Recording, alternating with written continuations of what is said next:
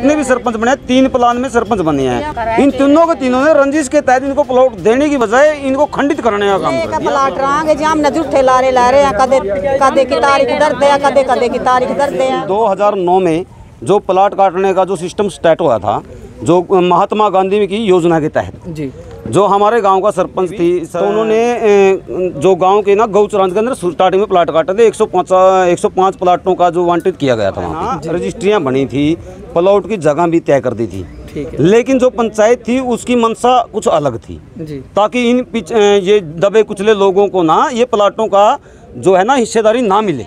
आज तक जितने भी सरपंच बने 3 प्लान में सरपंच बने हैं। इन तीनों के तीनों ने रंजिश के तहत इनको प्लॉट देने की बजाय इनको खंडित करने का काम कर दिया। प्लॉटों को यहाँ से यहाँ ट्रांसफर करवाने का काम किया, यहाँ से यहाँ ट्रांसफर करवाने का काम किया। अब हमारी मांग भी आई है जी प्लाटों की लेकर प्लाट रहांगे जी हम झूठे लारे ला रहे हैं, कदे की तारीख दर्द है, कदे की तारीख दर्द है। वीडियो बना रहा नहीं दे रहा, कोई कुछ कह रहा, कोई कुछ कह रहा। 15 साल हो गया हमारी भी मांग प्लाटा की है भाई। ये 2009 से लेकर 2013 के बीच हमारे प्लाट कटे थे। ये बहुत सारे पर्सन ऐसे भी हैं कि भाई अब क्यों जागे, अब नहीं जागे। पूरी की पूरी 9-10 साल की हमारे पास एप्लीकेशन है सीएम के, हुड्डा की सरकार थी तब की भी और अब की भी। और उसके बाद तो तहसीलदार बहुत ईमानदार ऑफिसर थे, नायब सिंह, उन्होंने अपनी ईमानदारी से हमें ये बाउंड्री का नक्शा दिया, ये है। लेकिन उन्होंने एक एप्लीकेशन भी दी डीडीपीओ साहब, ये वीडियो के नाम जिसमें भी इसके नाम है, उनको बोले भाई ये काम आप कर दो भाई। अब मैंने मेरा काम कर दिया, अब जिम्मेवारी आपकी बच गई।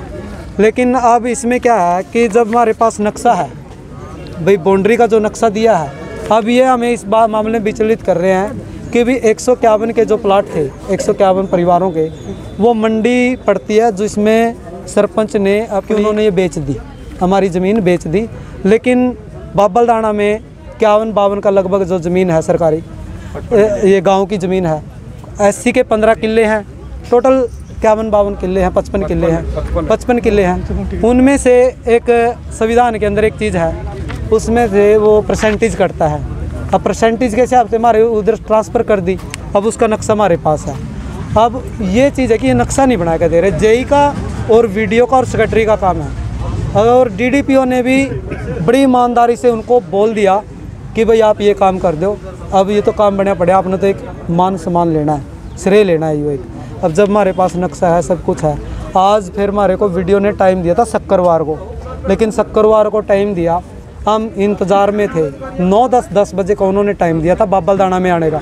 लेकिन हमारे लोग गरीब परिवार से जितने भी हैं, ये सारे भूखण बाणे सवेरी के भूखे प्यासे वहाँ पर वीडियो साहब का इंतज़ार में बैठे।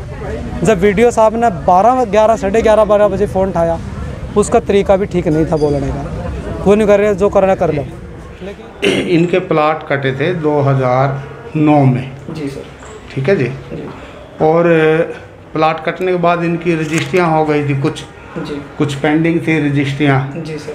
और जो रजिस्ट्री इनकी हुई थी तो उसके बाद फिर इनको कब्जा देना था। लेकिन क्या हुआ, तो जहाँ पे इनके प्लाट कटे हुए थे वहाँ पे अनाज मंडी अनाज मंडी के लिए रेजुलेशन डाल के ग्राम पंचायत द्वारा वहाँ पे अनाज मंडी बना दी गई जी सर। तो अनाज मंडी बनाने के बाद तो फिर जैसे इनको 100 गज के प्लाट वहाँ दिए थे, तो फिर इनको वहाँ से मतलब कि दूसरी जगह पे प्लाट अलाट किए गए जी।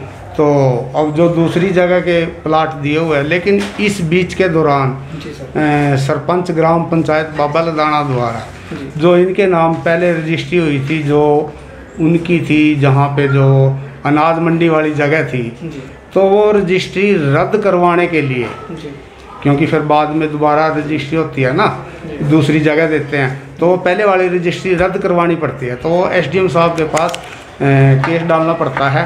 तो सरपंच ग्राम पंचायत बाबलदाना ने केस डाला हुआ है रजिस्ट्री रद्द कराने के लिए 151 लाभार्थियों के खिलाफ जिनकी रजिस्ट्री है। तो उसमें डेट लगी हुई है एसडीएम साहब के पास 30/7 और गवाही में लगा हुआ है।